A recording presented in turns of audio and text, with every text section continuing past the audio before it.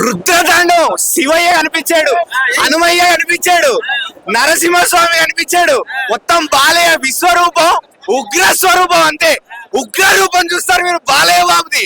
పంచభూతాలు బాలయ్య బాబు ఆధీనంలోకి వస్తే ఎలా ఉంటుందో బోయపాటి గారు కళ్ళకు కట్టినట్టు చూపించారు అన్న. సెకండ్ హాఫ్ మొదలైతన్నా, సెకండ్ హాఫ్ మొదలైనాక ఎక్కడ మనకి సినిమాలో ఉన్నామన్న ఫీల్ ఉండదన్న.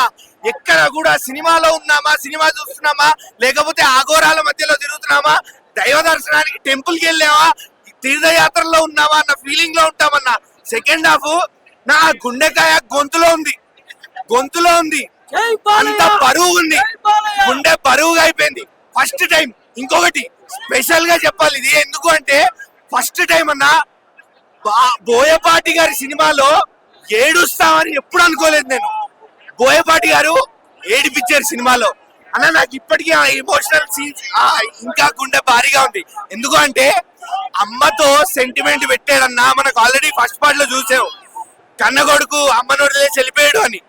దానికి కొంచెం యాడ్ ఆన్ గా ఇక్కడ పెట్టాడన్న కంటిన్యూయేషన్ అమ్మతో. అన్న బోయపాటి ఏడిపించారన్న. నాకు నిజంగా ఆ సీన్, ఆ ఎమోషన్ నుంచి బయటికి రాలేకపోతున్నా. చాలా చాలా అంటే చాలా ఎమోషనల్ గా పెట్టారు ఆ సీన్ మాత్రం.